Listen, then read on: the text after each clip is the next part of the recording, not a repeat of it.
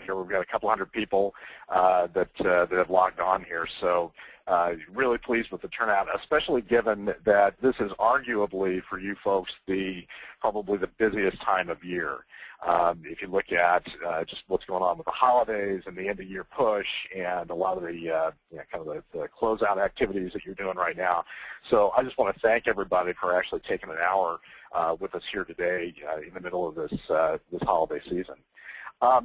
So we're going to take kind of a different approach today than maybe what you've seen from other software vendors in the past. The primary theme today is really going to be around best practices. It's going to be around things that we have observed within our customer base in terms of how some of the most profitable dealerships and groups are actually kind of maximizing their performance literally on a day-to-day basis. And to start with all of that, it's interesting. Like I said, we've been in this business for about 13 years, and we've worked with a lot of different types of stores and groups, from small single stores to small to mid-sized groups to some of the largest groups in the business today. And one of the things that we do periodically is we go out and we talk to not only our customer base, but folks who aren't necessarily our customers as well. And recently we did a survey of roughly 500 different stores to try to figure out what was really top of mind for folks at this point in time. And as part of that survey, what I'm going to do here is really kind of simplify this down. At the end of the day, we really asked three basic questions. So the first question was, what are some of the things that are going on in the market at large today that have you concerned? And so at a market level, these were really the top 5 things that came back from those different types of stores. And what I really want to kind of focus in on are really the first 2 here. So arguably, there has never been higher pressure on hitting your new car volume targets. Good news is things seem to be recovering. Business is clearly improving, but there's never been more pressure being exuded by the manufacturers on hitting your new car volume targets. And clearly the incentives have never been as high for hitting those targets, but also the penalties for missing those targets have never been so severe. And what's interesting about that is that really kind of leads to the second market challenge that we've got on this list around the whole used car margin pressure. And clearly there's a lot of competition out there and that type of thing that's really compressing those margins. But this pressure to hit these new car volume targets is really starting to squeeze your pre-owned margins as well. In other words, we're going out and we're buying a lot of trades in order to be able to get that new car purchase. So then the second thing that we asked folks as part of this survey was we said, okay, given those as some of the kind of macro level issues, what impact is that having specifically on your operations within the store? And these were the top 5 things that came out of that discussion. And I'd really like to kind of focus on the top 3 here. So the first one being driving consistent process. Clearly from customer to customer, from car to car, are we consistently following a common process whenever we appraise a car, whenever we price a car, whenever we stock a car, whenever we get that car online from a digital merchandising standpoint. But do we have a process that everybody within the store is actually following to do those basic kind of retail operations? But then also as you magnify that out across the group, how much consistency are we driving from a process standpoint within each one of the stores that make up the group? The second key piece of this is once we've got those processes in place, do we have a way of driving clear accountability to make sure that those processes are being followed, but more importantly, we're actually hitting the key performance metrics that we're putting in place for each one of our stores and across the group. And then the third piece of this, over the last couple of years, I think most people have realized that from an appraisal and a pricing standpoint, we need to be much more market focus. The days of cost plus just simply, are either behind us or really need to be behind us at this point. And so everyone's taking much more of a market-based approach to the way they approach appraisals and pricing. But the key is really driving that market-based philosophy all the way through the sales cycle. So we're going to appraise it based on market competitiveness. We're then going to price it when we put it on the lot, but then we're also going to ensure that our salespeople are actually holding that gross for those higher margin, non-commodity type units. We're able to make sure that our salespeople are able to defend those market-based prices. And oh, by the way, when they push back on the desk is able to then coach that salesperson and push back and be able to defend that market-based price as well. So those are just some of the operational things that we're seeing. But then at its most basic level, we went and asked very specific people within the stores and the groups. We said, what are the things that are preventing you from addressing those operational challenges? And this was really an interesting discussion. As we talked to GMs and owners and dealer principals, the one common theme that kept coming back was, I feel like I'm flying blind on a daily basis. I don't have good visibility into these operations, into the processes that either are or are not being executed consistently across the store and across the group. And because I don't have that proactive visibility, I'm constantly in react mode. I spend my days essentially fighting fires from hour to hour. We then talked to used car managers and used car directors, had a very similar conversation, and what they said was, if I look at the way the market is evolving, the rise of the internet and the web presence along with the retail operations within the store, my job as a UCM has never been more complicated in terms of all of the things that I've got to be thinking about simultaneously and all the balls essentially that I've got to be able to keep in the air in order to effectively do my job. And then the last piece of it, and this is one of the first times we've done this, we actually spent a lot of time talking to actual consumers. And the one common theme that kept coming back from the consumers was, the experience associated with taking my car in, trading it in, and buying a new one is terrible. The reality is it takes way too long, takes anywhere from 3.5 to 4 hours, and at the end of the day, I don't trust the salesperson or the person who's actually appraising my car. I want more transparency, if you will, in terms of how you're putting the number on my car and the price that I'm paying on the new car. Okay, so with all of that, we can, and like I say, I'm really oversimplifying a tremendous amount of data that came back from this thing. But we took that and we distilled that down to 3 key things that we believe, as a trusted advisor within this industry, that we've got to be focused on as a company. And so at the end of the day, what we've got to be able to do is really enhance your operations in terms of speed, consistency, and accountability.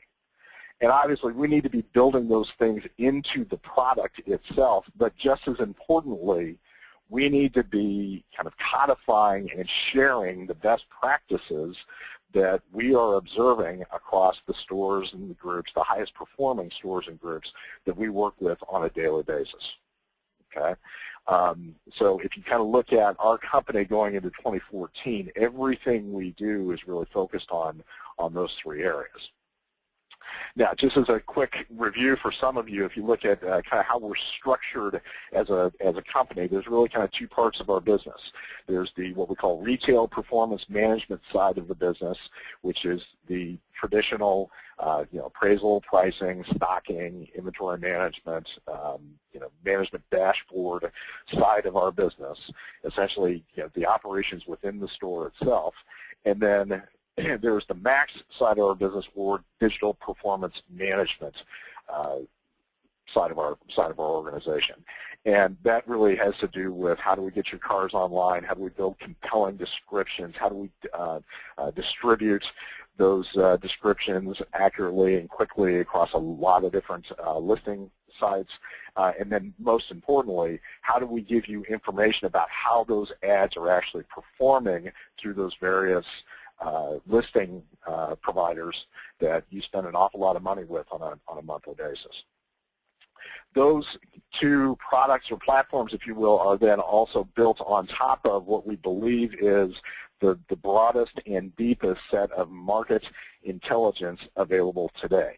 And we actually believe we take that one step further in that we combine that current market intelligence with the actual sales performance of your store and or your group. So for those cars that we appraised and we priced and we stocked and we sold, how did those units actually perform when the rubber met the road? On top of all of that, then we have a set of dashboards, and we'll talk more about this here as we get through the presentation. But what we really want to do is give you that proactive visibility in terms of management dashboards at the group level, at the store level, and from a web or digital perspective as well. So you can be more proactive on a day-to-day basis. And then finally, we deliver a lot of this technology, or most of this technology, through an integrated set of mobile technologies as well. So iPhone, iPad, Android, both on the traditional inventory management side as well as on the digital merchandising side as well. So just at a thumbnail level, this is kind of the way we are organized as an organization and the key capabilities of our technology. One of the other core pieces of this, though, is we've really, over the years, engineered and architected ourselves around group operations. And so, yes, we want to be able to provide very clear visibility at the store level in terms of your retail operations as well as your digital operations, but then we want to be able to roll that up and have that same level of visibility across the group so that you can actually benchmark the individual stores against one another. And that's not necessarily for the sole purpose of figuring out who's at the bottom of the list. It's really to identify who's at the top of the list, who is performing these various processes most effectively, and then how can we replicate that very, very quickly across the rest of the group. We talked about speed, accountability, consistency, right? So how can we identify those best practices within our own group and then replicate those as fast as we possibly can? And that's really, if you look at the way we've architected the product and the company going forward, that's really what we're focused on. Now, again, I talked earlier about the fact that clearly we're a software company, but we believe that it is just as important to be able to share with our customer base those best practices that we're actually observing on a day-to-day basis. And that's really the key theme for today's webinar. What we're going to talk about today is something that we call the RPM cadence, or the Retail Performance Management Cadence. What does that mean? Basically what it says is we need to have a clearly defined set of tasks or metrics that we look at and execute literally on a daily basis, on a weekly basis, and on a monthly basis. So internally we refer to this a lot of times as the daily, weekly, monthly. And the guy who actually created this approach is actually on the phone with us today. His name's Dan Moran. Some of you may have talked to Dan or heard Dan do some of these webinars in the past. Dan is what we call a retail operations specialist. He is a car guy. He's been in the industry for over 12 years, kind of grew up at CarMax and Texas Direct, and has learned a tremendous amount about both the right way to run a store in a group as well as the wrong way to run a store in a group. And so he's going to join us today and actually give you a quick overview of this RPM cadence. Now, one of the things I'll mention here is clearly we may raise as many questions as part of this discussion as we answer. So for any of you who would like to have more of a kind of a direct one-on-one conversation about this, please feel free to reach out to us directly, and we'd be happy to set up one of those one-on-one situations or one of those one-on-one discussions. So with this, I'm going to actually pass control here over to Dan, and we're going to let Dan take over here. All right, thanks a lot, Jeff. I appreciate it.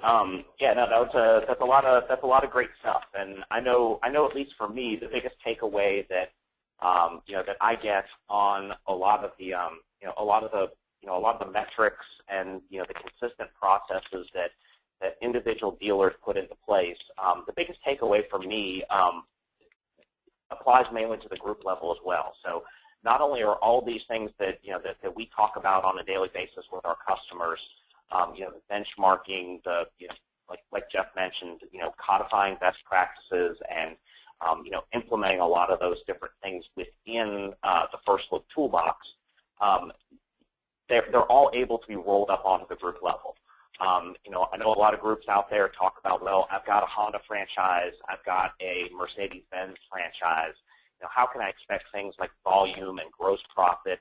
How can I expect to have a way to measure each of my stores and have it consistent across all my brands? Because, let's be honest. I mean, you're certainly expecting a higher volume in a Honda store and higher grosses in a Mercedes-Benz store. Well, there are key components that drive those numbers, or the kind of the numbers behind the numbers that will help you guys make consistent decisions from store to store, no matter what you're traditionally measuring as far as benchmarks and what success typically looks like. So what we did was we took those best practices and those things that the most successful dealers that we worked with across the country, the things that they're putting into place, and we separated it out into what we call daily, weekly, monthly tasks. Jeff talked about it a minute ago, but they're designed to have you analyze at different points of time during the monthly sales cycle different metrics and really help you manage your time and make the decisions that you're making on a store level and on a group level consistent across the board.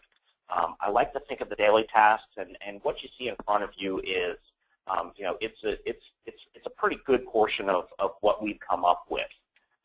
But at the same time, it's also the tip of the iceberg. There's a lot of really, really great things that dealers are doing daily, weekly, monthly that we talk about during in-store training sessions and specific webinars covering specific topics. So anything that you see here, we're always more than happy to partner with you guys one-on-one or as a group or even as a 20 group. A lot of you guys bring up discussions during your 20 group meetings that would definitely benefit everybody within the group, and we're certainly happy to come out and lend our expertise and let you know what the pulse of the rest of the dealer world is thinking on some of these issues as well. But they've been designed so that they're split up into daily, weekly, monthly. So daily, I like to think of as my cup of coffee. When I walk into the dealership in the morning, before the doors open and while my sales guys are dragging themselves in from the night before, what am I looking at on a daily basis? Not only just to measure success for my own store, but also help drive my business for that day as well. What did I learn from the previous day that I can apply to today? The weekly tasks. What I used to use my weekly task list for was I would go to Manheim, San Antonio every Wednesday. So when I got back to the dealership, when I changed into my coat and tie and cleaned myself up after, sweating all day out at the auction, what were the things that I took away from that sale that I can apply to the rest of my dealership for the week going forward? And then the monthly tasks. So when I'm preparing for my financial statement meeting with my dealer principal, every month, what are the things that I'm looking at to be able to forecast what I'm going to be looking at the next month? Anyone can go into a set of DMS reports or anything else within your inventory management system and rehash how you did the month before. What the dealership owners and what the executive level managers at groups and individual stores, they're just like anybody else. My boss asked me for the same thing too. It's great. I can tell where you've been, where you're going next month. So it helps build that roadmap and helps line everything out for the decision makers in the room to know what they'll be looking at in the months ahead. So what I'm going to do is I'm going to pull a couple of these out from daily, weekly, and monthly. Just a couple quick examples so that you can kind of get a feel for some of the things that the guys out there in the field are actually looking at day in and day out. So from the daily task list, I pulled out number 2 and 4, analyze appraisals from the prior day and assess online ad performance. So drilling into each one of those, daily task number 2 for me every day when I walked in was analyzing what I looked at the day before.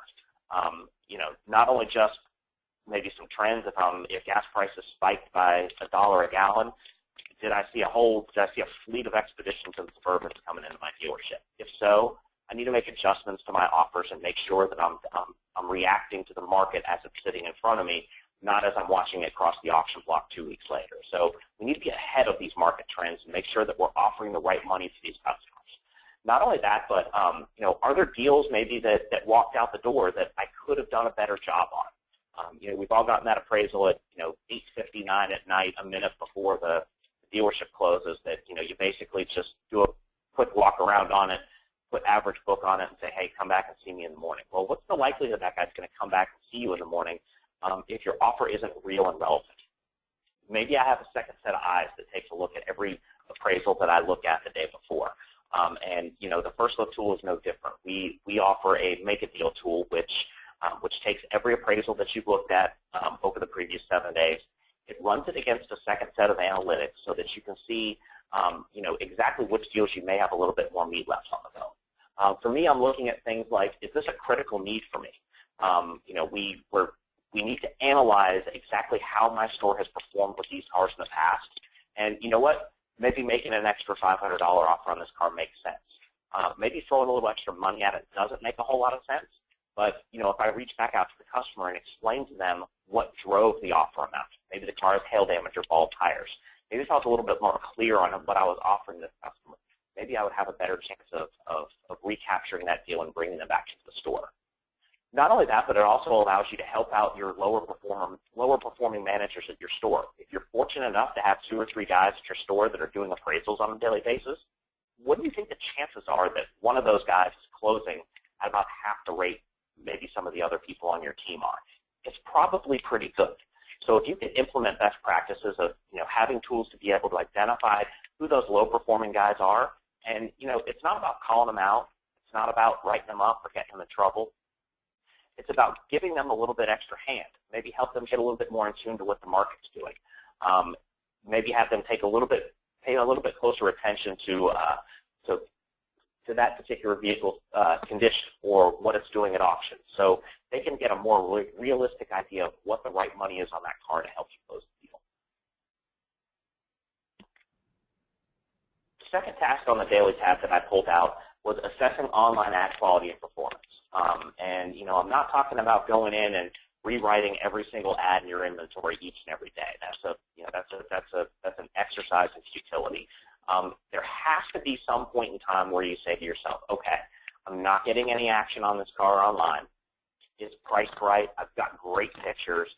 Maybe I need a little refresh on my description. Or, that car's been fourth in line getting pictures taken by my third-party vendor out there. I can't get photos online. That's why I'm not getting any clicks.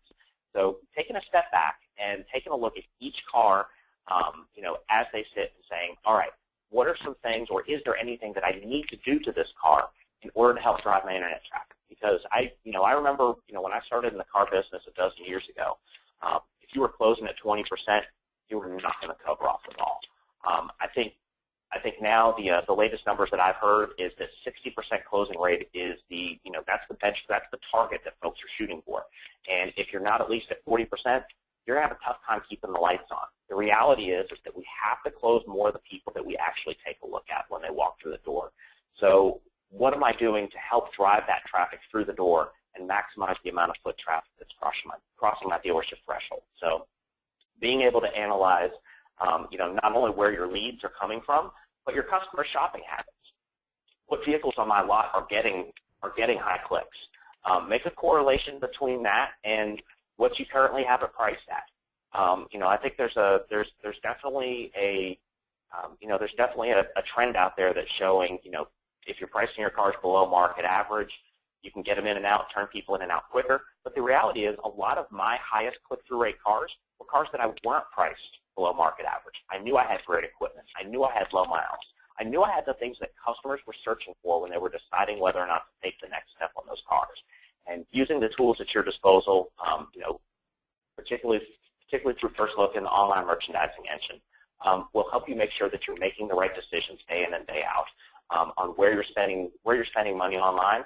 And really, if you're throwing gross away when you're talking about your pricing strategy, are the price changes that I'm making really truly having an impact on my click-through rates online?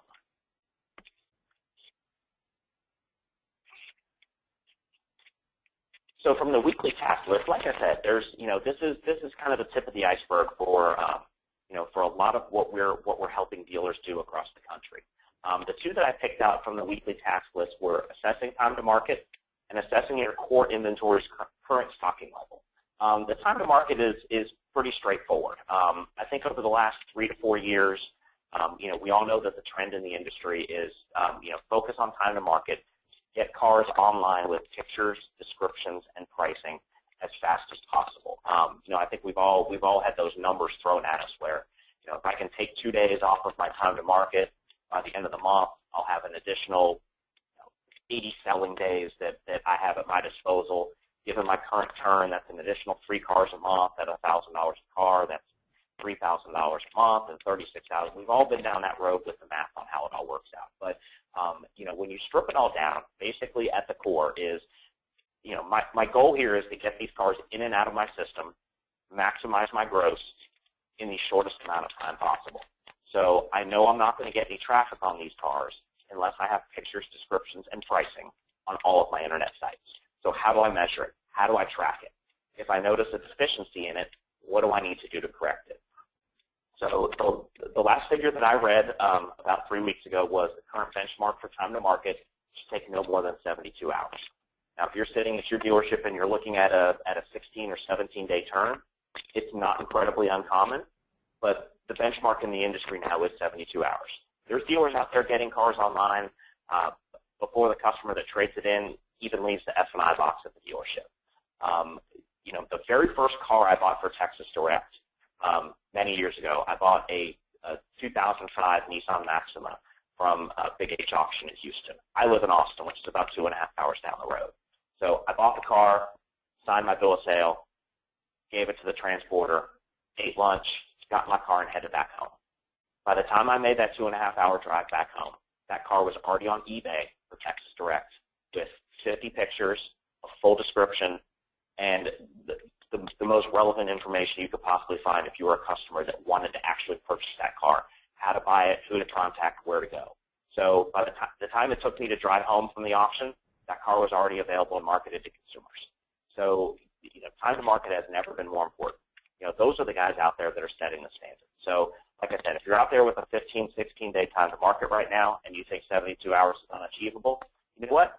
Shoot for a 20% improvement this month. If I can take a day or two off my time this month and a day or two off my time next month, by the time I start Q2 of next year, I'm going to be at that 72-hour threshold. So take the little wins incrementally. You'll definitely see a change in your business model, and hopefully you'll definitely see a change in your aging profile as you're looking at your aging buckets on your front lot.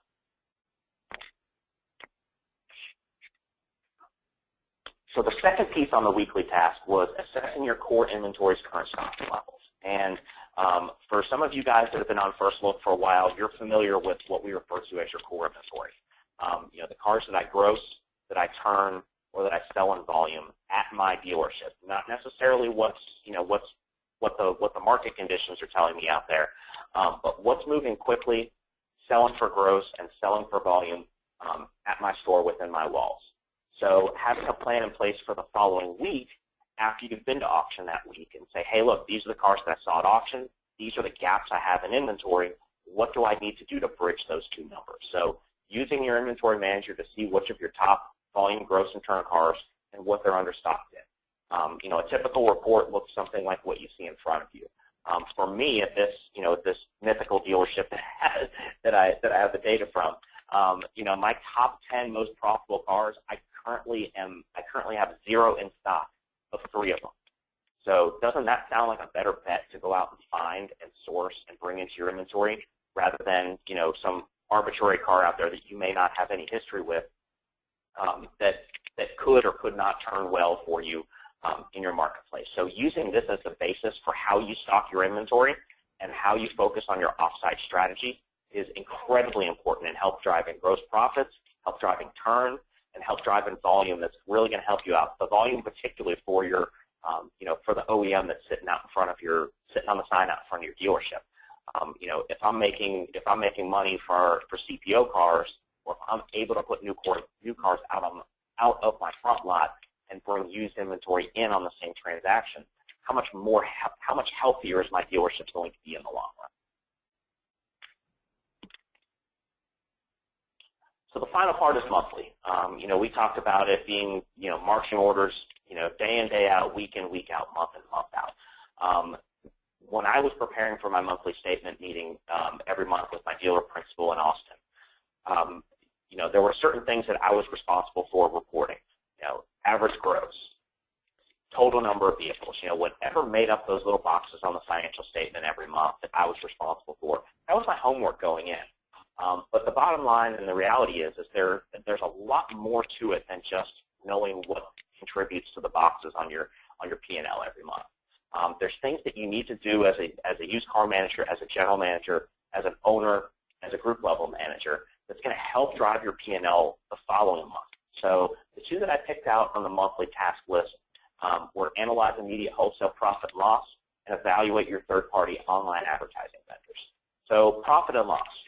Most traditional dealerships, the wholesale box on your P&L statement every month is just that. It's just a singular box reporting a singular number. We break out your aged wholesale cars, so your retail failures.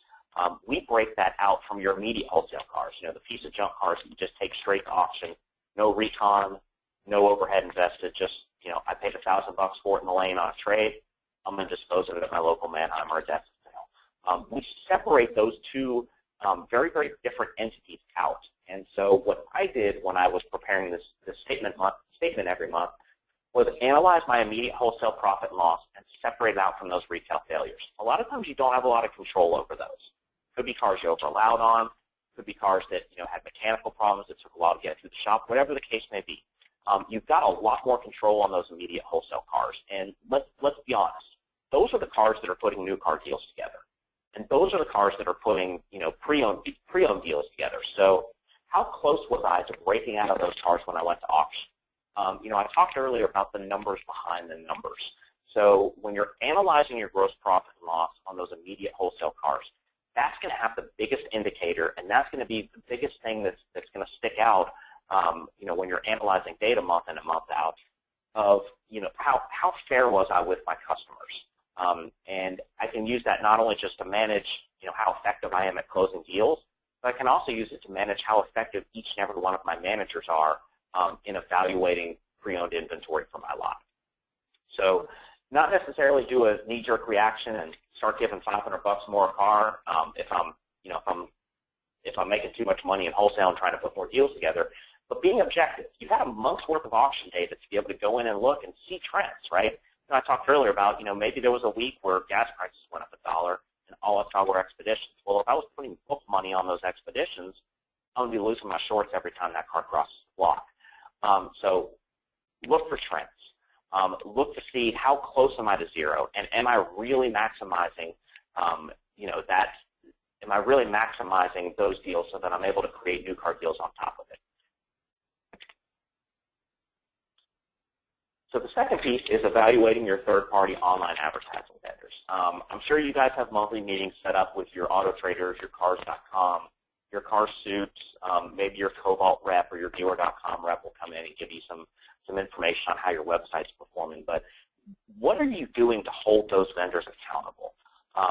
What kinds of data and what is your strategy when you're dealing with those guys every month? Particularly for your auto trader, cars.com vendors. Are you just relying on the numbers that they're giving you to help dictate how you manage that part of your business? Are you going into those meetings and auto traders telling you, wow, we did a great job for you, we've given you this many leads every month, this many BDPs, this many search page views? Are you taking it at face value and just assuming that they're doing the best job they possibly can for you? Or are you actually benchmarking your performance on those sites against other guys in your area? Maybe there's another, maybe if you're a Chevy dealership, maybe there's a Ford dealership next door that, that you can compare numbers to and see exactly, how your ads are working compared to the guys in your area. Maybe there's other dealerships within your group that you can use to benchmark the raw data. What we're able to do is give you those VDPs, those search page views, and those total leads on, on the cars.coms and the auto traders of the world. We're able to give you that data directly into the FirstLook tool. So we truly are an agnostic third party when reporting that information. Not only that, but we can layer it on top of the cost. So you can really see what your return on your investment is at each one of those sites. If you're paying twice as much for Auto Trader as you are for Cars.com, but you're getting only 25% more leads from there, then that's a problem. And that's something that needs to be addressed with the Auto Trader or the Cars.com rep when they come visit you every month. Maybe it's a chance for you to reevaluate if you're spending the money in the right places. Maybe it's a chance for you to reevaluate, do I need to be dumping some of this auto trader money into SEO or SEM for my dealership website? Maybe that's where the majority of my traffic is coming from. But having that discussion once a month with your internet director and your dealer principal will really help dictate how the foot traffic is looking when it's coming into your stores, not only this month, the month you just ended, but the one going forward as well. You can also go back historically, and if you're in October of this year, you can see what October of what October of last year looked at. So you can forecast with some level of reliability what kind of traffic you'll be looking at when you're going into the following month. So a lot of the basis of how we formulated these daily, weekly, monthly tasks, like Jeff talked about earlier, comes directly from our customer base. We're in dealerships of our existing customers day in and day out, and we're able to get a really unique perspective on how they execute these processes at the store level and at the group level. One of the groups that I personally work with over the last few years is the Caleb Auto Group, or North Park Auto Group in San Antonio. One of the things that we helped them develop was this cadence where they had a set schedule for their repricing. They made sure that once cars jumped buckets, they reanalyzed the pricing. They pulled the keys. They made sure the car didn't smell like a wet dog. They made sure that the tires were to standard if cars were starting to age on them a little bit on their front line. They made sure that they had pictures, that they had a full description on their internet site. Basically, every time anytime any car reached a critical point in the aging process, they would take a step back, reevaluate it from a customer's perspective as far as pictures, descriptions, pricing, and they would be able to have a game plan for that car going forward and make sure that they had that car marketed to sell, not just marketed to sit. So one of the main person that I work with there is Bob Terrell. I've been to auction with him a few times. I work with him in stores on a regular basis. He told me that numbers don't lie, that the team trusted him to show them how he could cut their prices sooner on some of these cars that maybe they were holding a little bit too much gross on from day one, lower their old age percentages, make sure that they're priced to market, and use FirstLook's robust analytics and decision-making capability to make the right decisions on the right cars each and every day. So through technology and best practices, Jeff, like just kind of reiterate the point that he made earlier, and I think it's spot on. FirstLook is committed to deliver to our customers and our dealer partners speed, consistency, and accountability to ensure that the car buying process for your customers is as smooth and efficient as possible. That you hold all of your managers and every one of your employees in your dealership accountable to the same set of standards, and that you're consistent, that you've got repeatable and measurable processes put in place at each and every one of your stores. So no matter what manager or what associate at your store is the driver of that efficiency, they're interchangeable. And so everyone is held to the same set of standards. So with that, I'm going to turn it back over to our moderator, Keith Woodward, and I think he and Jeff have been combing through some questions, and I think they're going to tee some of those up for us. So I appreciate everyone's time today. Hopefully you got a little bit. Hopefully you maybe saw some things that you're not currently doing that you think would be a good fit in your dealership processes day in, day out, week in, week out, month in, month out. And if there's anything else additional that you would like some more information on, we're always happy to come out and help you guys out. Great, thanks, Dan. And to everyone on the call, we have time for a few questions that we filtered through. A couple of these are some pretty good ones. The first one, Jeff, I'm going to throw over to you. It talks about, do you offer this as training material for dealerships either on site or online? Yeah, so the short answer to that is yes. We actually, if you have an interest in going through this in more detail, and by the way, we do this as a workshop, and we can do it in a format that takes anywhere from 90 minutes to 3 hours to an entire day, depending on what your level of interest is and how much time you can actually commit to us. But yeah, if you have an interest in doing that, please reach out to us directly. We'd be happy to set up a session to do that. This is also something that once people actually become customers, we do recurrent training on this process as well.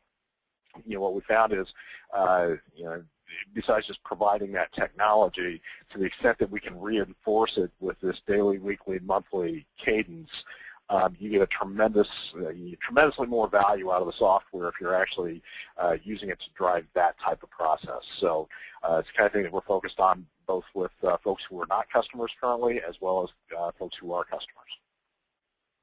Great, great. Thanks, Jeff. Dan, I've got a few more here, and I think they're right up your alley. One of the, I think you talked about this a little earlier, but one is asking, how fast should we be getting our cars online? What is the accepted benchmark that you're seeing today? Yeah, what we talked about earlier was 72 hours, and that's from the time the car is brought into your DMS, or it's taken in on trade, or you put your hand down at auction when the auctioneer drops the hammer on you. From that point in time till the time that your cars have pictures, descriptions, and pricing on your internet sites is 72 hours. So that can include transport time if you're buying the cars out of state. That could include reconditioning time. But the bottom line is those things are irrelevant to a customer. So the faster that you can get a car online and give that customer the appearance that that car is available and ready for sale is going to be your best practice. I've got some dealers that are very, very successful with doing it that way. I've got other dealers, honestly, that they wait till everything is completely done in the recon process in order to get their cars online, and that's perfectly fine as well. But having it consistent, doing it the same each and every time, and if Route 2 is the way that you want to go, making sure that you've got processes built in place for your reconditioning process so that they get through as quickly as possible. Great, great, Dan. Here's another one. How do you best verify options on used inventory to make sure that you've checked all options, or have all options checked? So the best way that I do it is obviously by car. I start out with the basics: power windows, locks, leather seats, the things that are, when you look at it pragmatically. When I'm standing in the auction lane, and if this car were to roll up in an auction lane, what are the value-added things that I'm going to add to it when I'm standing here? If it's got leather, I'm gonna add $800. If it's got a sunroof, I'm gonna add $500. If it's got nav, those are the things that I'm looking for when I'm buying a car at auction. And it's no different when you're auctioning a car out for sale either. The most important thing is to start with the value-added stuff to make sure that you have it out there, because ultimately that's what's going to drive your SEO and that's what's going to drive your customer traffic. From there, I go into packages, because the likelihood of the customer going to a manufacturer website to build out this car before he goes and looks at it on the used side is pretty good. So, if he's looking at a four-door red Ford Mustang, I'm going to make sure that I've got four-door red built into part of the description as well. So I'm going to go value-added equipment, option packages, and then just the standard stuff that comes on a VIN explosion. That's a little bit backwards from how we've been doing it over the last few years in the auto industry. We've been just getting a VIN explosion, getting cars online as fast as possible with something. But that does absolutely nothing to drive internet traffic to your vehicles. Great, thanks, Dan. I think we have time for just one more. And if I could, I'd probably kind of switch gears here a little bit and move out of the merchandising and talk a little bit more about the appraisal. This one, I think, kind of hits the chord of what we were talking about the other day. What is the recommended practice for incorporating recon figures into your appraisal workflow, or your appraisal process, rather?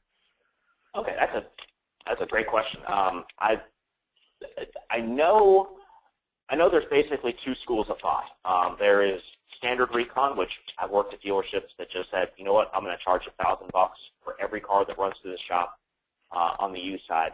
Don't care if it just needs an oil change in the detail, or if it needs a new head gasket, brakes, the whole 9 yards, new tires. It's going to be $1,000 a car to make it consistent and even everything out. As far as when I'm assessing a vehicle's value, the best practice that I've seen is quite the opposite. Is every car has to stand on its own merits. And when you take a step back and you think about what you're trying to do when you're acquiring inventory through the appraisal lane, you're establishing a fair market value for the car. So what is this car truly worth in the marketplace? And what is my best offer to the customer to be competitive to take this car in on trade? So that's one. Two is, if I do take this car in on trade, what's fair market value on the retail side? If I can buy this car at auction for less than I can buy it for, used online, it's not a very good value proposition, but I still have to make an offer on that car.